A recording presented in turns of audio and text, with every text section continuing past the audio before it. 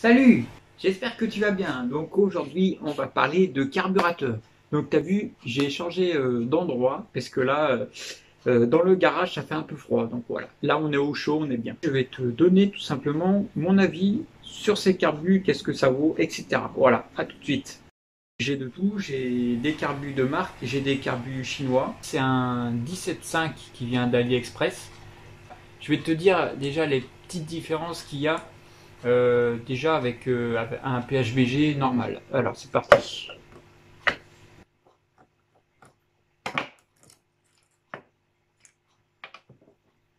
Donc déjà là tu as le chapeau du carburateur. Donc là il y a pas tellement de différence avec un traditionnel.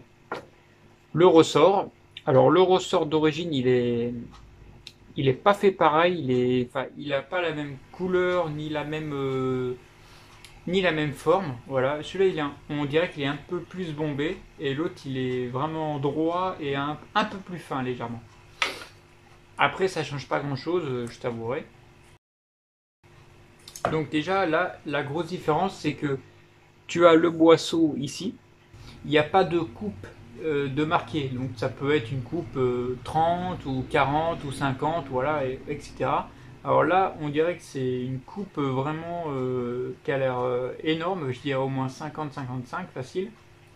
Et là, tu as l'aiguille. Donc là, déjà, l'aiguille, tu n'as aucun numéro de marqué dessus. Donc ça pourrait être une W5, W6, 7, 8, 9, etc.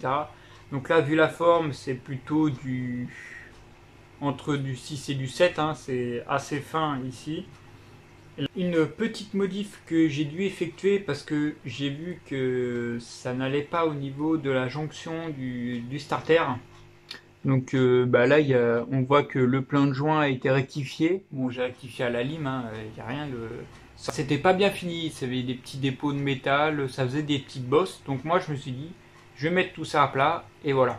Un coup de lime bien droit, et c'est rectifié, il n'y a pas de souci. Ensuite, on continue. Je vais démonter la cuve.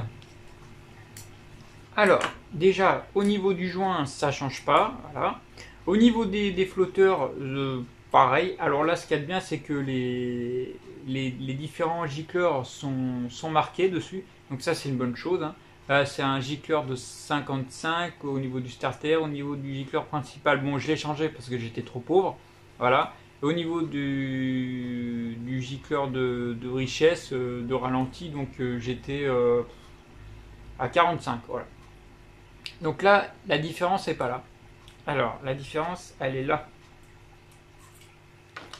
Donc, alors je ne sais pas si c'est voilà, si c'est un défaut ce carburateur, mais j'ai dû enlever.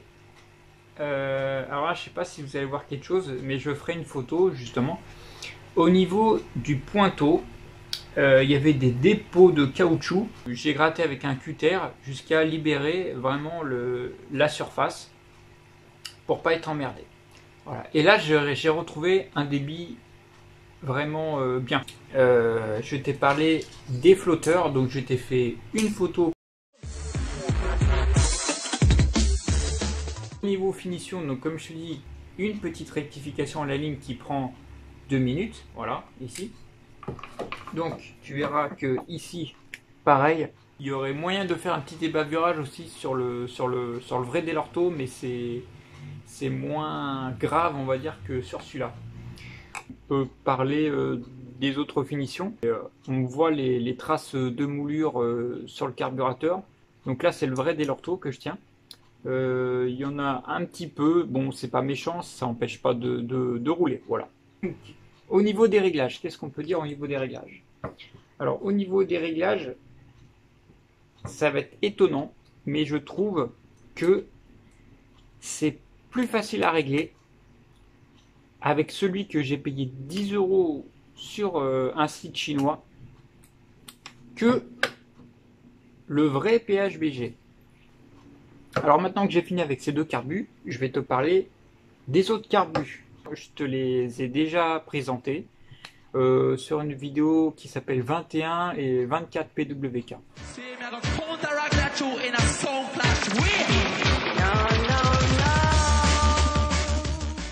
Bon, et ben maintenant on peut parler des carbus que j'ai achetés sur un site chinois. Au niveau qualité, alors franchement il n'y a rien à dire pour le prix, ça vaut une misère. Au niveau vis de richesse, ça se règle aussi très bien. Au niveau ralenti aussi, c'est ce que j'ai remarqué. Ici tu as le starter qui marche, voilà. Donc là tu as un bouchon pour changer rapidement ton gicleur principal. Au niveau de la jonction pour raccorder le manchon, pareil, hein, il n'y a pas de truc à rectifier. Non, non, c'est vraiment correct. Côté admission d'air, la pente est douce, il n'y a rien à dire. Voilà, j'ai calculé aussi, ça fait bien 24 mm. Petite finition à faire à la main, parce que des fois, ça peut être un petit peu tranchant, voire il peut y avoir des petits bouts qui dépassent, donc voilà, tu les enlèves pour être sûr. Franchement, c'est de bonne qualité. Alors regarde, là, tu as le gicleur principal, ici. Alors moi, c'était un 135. Le gicleur de ralenti, j'ai pas touché parce que ça allait au niveau des réglages. Au niveau flotteur et tout ça, pareil, ça allait. Tu vois, je suis en train de démonter le flotteur. Donc je te montre en même temps comment ils sont faits. Donc là, tu as le pointeau qui est ici. Là, que je tiens dans mes mains. Il n'y a pas de problème au niveau admission d'essence ou fuite ou etc. Donc tu vois là c'est là où il y a le pointeau, donc il se met dans ce logement. Il n'y a pas d'inscription particulière, pas comme sur les Delarto. Donc maintenant je vais te parler un petit peu de la cuve. Donc la cuve, il n'y a aucun souci, regarde, hein, donc là on voit le filetage pour pouvoir accéder au gicleur principal. Là tu as le joint en caoutchouc ici qui fait tout le tour. Il faut avoir le coup de main pour pouvoir remettre la cuve. Quand j'ai découvert ce carbu, j'y arrivais pas du premier coup. Cette tige là, cette tige dorée, elle passe ici là, entre le flotteur et la matière grise qui est ici là. Tout le bloc ici. Donc voilà, je le fais passer comme ça. Regarde. Hop. Attends. Et voilà, c'est bon. Donc après je remonte et après je t'en dis plus sur le réglage. Avant de monter sur ta machine, tu vérifies que ton flotteur est plein bloqué. Donc tu as une technique, soit tu secoues ton carbu et t'entends que le flotteur il bouge bien. Donc là il bouge bien. Et après tu peux même foutre une durite d'essence ici. Tu mets ton robinet d'essence, ça va remplir la cuve. Et comme ça tu vas voir si ça fuit. Si ça fuit, il y a une technique, soit tu tapes un petit coup comme ça sur la cuve pour débloquer le système. Si ça veut pas, tu réouvres et tu rajustes. Voilà.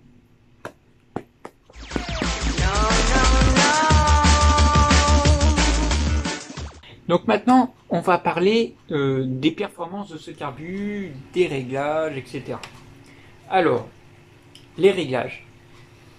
Là, c'est le moment de vérité parce que tu vas dire, est-ce que c'est valable ce carbu? Parce que je ne vais pas dépenser 15 ou 20 euros ou 25 même. Si je peux avoir un carbu à 100 euros qui fonctionnerait mieux. Donc, au début, je me suis dit, j'ai un gros carbu, ça va être galère de le régler parce qu'en plus, c'est pas le vrai, voilà. Et ben, j'ai eu la surprise que déjà, le ralenti était un peu gras, donc je me disais, ouais, vis de richesse, voilà, j'ajuste et c'est terminé. Donc, j'ajuste ma vis de richesse, j'étais parfait au ralenti. J'ajuste mon petit ralenti, voilà. Et par contre, je ne pouvais pas dépasser les mi-gaz parce que j'étais trop pauvre. Donc, je suis passé d'un gicleur de 115 à un gicleur de 138. Voilà. Et là, 138, j'étais bien. C'est-à-dire que j'étais bien avec un cornet. Voilà, j'étais bien avec un cornet. Mais sans cornet, fallait que je monte plus haut. Donc, réglage en 1 heure à peine. Voilà, je te recommande ce carbu qui m'a coûté, je crois, entre 15 et 25 euros, il me semble. Ça, c'est un 21 venturisé. Enfin, c'est un 21 PWK, donc je ne vais pas tout redémonter, c'est exactement pareil, sauf que le diamètre est réduit. Voilà.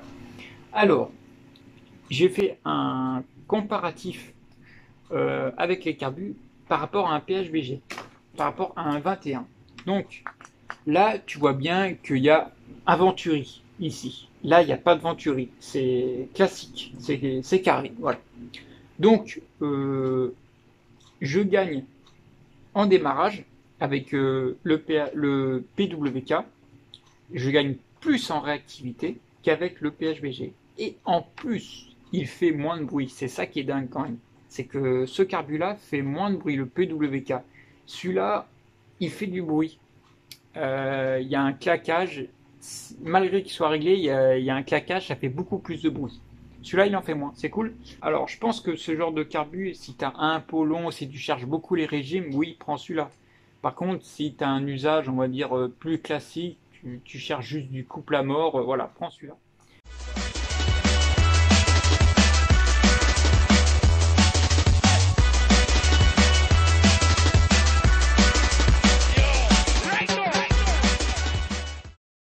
T'as pas eu trop d'infos sur ma préparation de mon cylindre d'origine. Alors non, il n'est pas mort, je suis en train de faire les réglages. Mais je peux te garantir que je vais mettre ce carbu, c'est le 17.5. Parce que là, j'ai le 21 actuellement, j'ai celui-là. Il est trop gros, il est trop gros pour un cylindre d'origine. Mais là, vu qu'il est préparé, 17.5, c'est le maximum qu'on puisse mettre. Pour ma préparation, en tout cas, voilà, j'ai fait une préparation soft, voilà.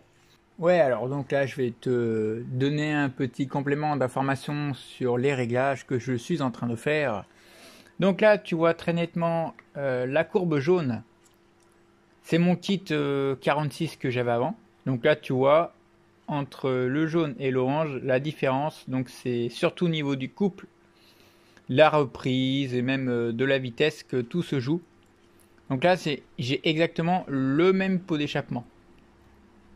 Donc la courbe rouge, qu'est-ce qu'on peut dire? Alors, la courbe jaune, enfin c'est une courbe orange même. C'est-à-dire que là, j'avais mes galets qui étaient un peu trop lourds. Donc ce qui se passait, c'est que j'avais mon variateur qui se fermait très très vite et j'avais des tours minutes qui étaient vraiment bas. J'essayais de faire un 0 jusqu'à 50 km/h. Donc voilà, dans tous les cas, galet trop lourd ici. Par contre, j'avais une bonne reprise, j'avais une bonne accélération, voilà. Alors, après, j'ai baissé un petit peu les galets à... Alors là, j'étais à 8,60. Là, j'étais à 7,50. Donc, au départ, j'avais une meilleure accélération que la orange, là, on peut voir. Et là, hop, pourquoi ça se casse la gueule? Parce que tout simplement... J'ai monté mon gicleur de quasiment 10 points parce que j'avais un étouffement à haut régime. Donc là, j'étais trop pauvre de mon point de vue. Donc j'ai augmenté le gicleur, voilà. Et ce qui se passe, c'est que au moment, ici, là, vous voyez le creux qu'il y a. C'est parce que moteur trop riche, donc impossible de dépasser les 40 km/h. Voilà. Donc tu as vu là, à peine 43 km/h, voilà.